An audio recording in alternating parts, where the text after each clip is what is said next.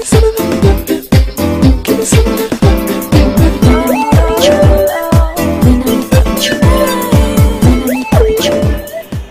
Shah, now that you talk about the new developments happening in diabetes, I'll ask you a very specific question regarding the developments or rather research into diabetes. Many people often feel that the research in diabetes is very disappointing because what has been happening for the last 30-40 years has not changed much. The cure is not coming. Most of the management techniques are the same, except that earlier you used to test urine sugar by under the candle. Now you have test strips. Now, are you happy with the kind of research and development that is happening with diabetes? Well, the focus had been on development of new drugs, what the scientists could do and what the patients would expect. There is significant gap between the two. Patients would expect for the cure, or patients would expect that they don't have to inject any kind of drugs in the body. Patients would also expect that I should not develop a complications in any of my major system. On the other side, the scientists had been too busy trying to understand why diabetes happens, what goes wrong, what causes complications. On the other side, scientists, chemists, drug industry experts are trying to get the solutions, partly to help people, partly to have a commercial benefit. At the end, the disease is such that there is no clear sight of cure for diabetes. Many people tried developing an insulin tablet. Insulin existed from 1921 onwards, remains a main treatment for 1/3 of diabetics. So a tablet and mostly the most efficient way of treating. In fact, Indian company Biocon was at forefront of developing a tablet. It is still in evaluation. Only thing, it is not as great as what patients would expect or the injections would do. So there are small players. The inhaler is still approved this year in US. Couple of inhalers were developed. They were discontinued in market. Many companies stopped researching, but one company this year launched insulin inhaler. Only thing, insulin delivered through that route will turn out to be pretty expensive, but it would be without prick. But doctor, almost all technologies are very expensive in the beginning. Right. Just like our cell phones. Yeah, so over a period of time we expect it to be somewhat cheaper, but we don't know when it would happen, especially for our country. It will take a decade probably. Actually, I'll set aside my regular questions. You actually ticked off a very important issue on research and development. Doctor, there are diabetologists, you remember it was Dr. Kunattar, I guess, who once said, the cure for diabetes is coming in the next 5 years through stem cells. If not for type 2, at least for type 1. Do you also have that kind of hope on research in stem cells to find a cure for diabetes? Yeah, the type 1 is peculiarly different from type 2, where type 1 has a significant genetic contribution in development of diabetes. So you could have, and that leads to loss of beta cells or complete destruction of beta cells, which are insulin producing cells. So type 1 people have no insulin. So they look for either insulin pills or they look for new cells which regenerate insulin. So you need some kind of induction in the body which will get transformed into beta cells which will generate insulin.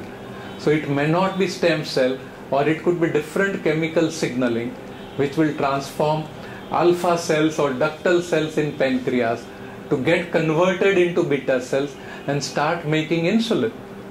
Stem cell is one of the modality which could be signaled into an insulin producing cells. And I can show you a different kind of a hope that a genome understanding could lead to a change in the genetic structure which is susceptible to type 1 diabetes. So if you change the gene of an individual which is prone to develop diabetes in future, you could change the genetic structure and prevent type 1 diabetes susceptibility. So by multiple modalities, type 1 would be easier to handle by new research in future, while type 2 is something which is more of a lifestyle disease where food is at fault, exercise is at fault, stress is at fault, and there are many other operational factors. Absolutely. I don't know how the way we live, we could reverse and live like in the past. Very true. Doctor, the basic difference most people would find between type 1 and type 2 is also about managing it. True. Managing the disorder. Doctor, in case of the type 2, there are various factors, as you said, the lifestyle factors. But then in case of type 1 also, the cause for type 1 is not even now clearly known. It could be genetics, it could be because of antibiotics, some reagent or something happening in the body which kills the beta cells. Now, are you aware of any such research where the kind of research into why the beta cells are destroyed, and what is the latest news about how? Yeah, no, in fact, since more than a decade, there is good research happening in Scandinavian countries where there is maximum type 1 diabetics.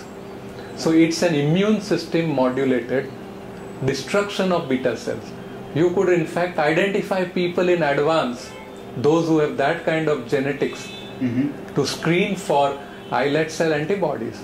So there are antibodies in the blood which are going to attack beta cells. People have yet not developed diabetes, type 1 diabetes, but they have markers of type 1 diabetes in the blood, and they could be subjected to an intervention. So there are killing antibodies being developed called monoclonal antibodies. I had been a part of one of a research protocol of a drug which subsequently was taken over by Lilly, and some other companies have developed monoclonal antibodies which could be used in susceptible individuals who could develop type 1 diabetes, and they could be prevented. Only thing, this study was done in people who were just diagnosed type 1 diabetes, fresh, and their 10% beta cells could be protected by that. Only thing, 5-year study did not turn out to be successful in offering very successful solution. But the research is on, which will try to identify right people. So exact modalities and sequence of damage, what happens in type 1 is clearly identified. There is significant science already existing. Only thing, we have to find the right way of intervention, which is safe for people. Using such antibodies were not truly so safe. It was associated with many side effects. Many participants did not want to participate looking at possible side effects of such intervention. So I am sure type 1 will have lot of different solutions. Okay. We have spoken enough of type 1 because majority of our readers are type 2. So let me ask you, regarding technologies which are coming up, the new technologies that are coming up in managing of diabetes, if not the cure. Doctor, there is a drug which is still under testing, I believe, which is about excreting sugar through urine, so as to control the blood sugar. Do you think that kind of out of the box thinking and out of the box drugs can actually help in diabetes control? Yes, what you are referring is to a new class of drug, which I would use a word SGLT2 inhibitors. These are called SGLT2 inhibitors. They act on the kidney. Now if I have to explain the concept of SGLT2 or kidney, in any person, when the glucose is filtered in kidney, there is a particular segment in kidney which takes away the glucose back into the circulation, and this is regulated by specific transporter protein which are called SGLT2. I can't go into the details of this in this kind of a thing, but the drugs which are 3 in pipeline, all of them approved in US, are lined up for launch in India from early 2015, and by end of 2015 all 3 would be in India. They have been fully researched, they have been proved to be effective, and what they do, if I explain that they will work on kidney, not allow the glucose to come back into circulation, so that glucose is thrown out in urine compulsorily. So in a given 24-hour day cycle, we roughly have 120 to 180 grams of glucose being filtered, instead of coming back in the body, is thrown out in the urine. If you know the 4 calories per gram of glucose, you are throwing away 500 calories roughly per day from the body. Though over a period of time it may go a little down. But this in a way is a modality of weight loss. Patients who use this kind of a drug have lost about a couple of kg weight. Other drugs give weight, while this drug causes 3 kg weight loss. It reduces blood pressure by 2 to 4 millimeter, which will help cardiovascular system. So these 2 highlights of weight loss and blood pressure reduction are very important points in favor of these 3 drugs.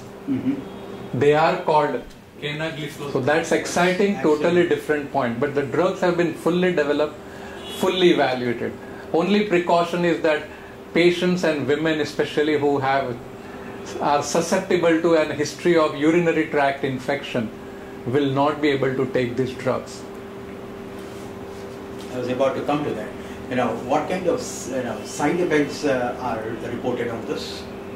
Currently, because as patients, most of our readers are bothered about what could be the side effects. So there is a small fear of the drugs working on kidney might have anything to do with kidney. So it's recommended that those who have history of kidney disease in the family, those who have kidney cancer, those who get urinary infection, those who get vaginal infection will not be able to use the drugs.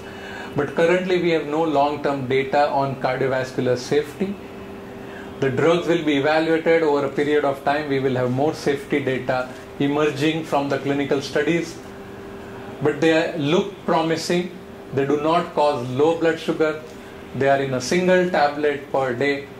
And in fact today with a standard drug metformin, a combination of dapagliflozin from AstraZeneca along with metformin got an approval in US to be used as 1 pill a day for diabetic people. So there are many new drugs coming. As you showed, this particular class is a new, exciting, totally different mechanism. And I agree that it is totally somebody who thought of this is an out-of-box thinking, right brain thinking, who got an idea and a new class of drug got developed.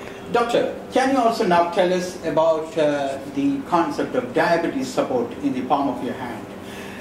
What is this concept all about? What is this technology involving? And what is the benefit to the end user, that's the diabetic? Right. Now, number of diabetics are so many and the caring people are too few. Though India is populous, we have far more number of patients. China has similar number, but wherever you go, patients are far more than number of practitioners. So there is a mismatch. Most doctors, wherever they are practicing diabetes, have shortage of time. On an average, contact time with a doctor is less than 13 minutes. That's a global. While that does not satisfy the patients. In India, in most centers, there are no education programs. So the care of diabetic people is far from optimum. What is ideal versus what is being delivered, there is significant gap between the two. And so we were looking at kind of new modality by which this care could be altered. Okay. Taking an example of the way mobile has become progressively a tool to change the way we live, mobile health is a new concept. And it has evolved over last 5 years, but in last 2 years it has significantly advanced that new kind of smartphone could deliver a good care in many areas of chronic diseases. We may not be able to tackle emergencies, but a chronic disease management through smartphone is a new concept. And diabetes remains as the most important area. Lot of apps exist in relation to health management. I might tell you there are 4,800 apps which exist on various health issues. There are few of them on diabetes, but one which has significant advantage, which is currently in use and is almost getting launched in certain countries like India, China, Hong Kong and Middle East country, is where there is interface between patient and doctor, and they are all the time communicated. So the caring team would be able to offer online continuous diabetes care. Only thing, it will not currently handle any kind of emergencies, but will guide the patient on education, on food, on care, on monitoring, as well as change in medication dosage.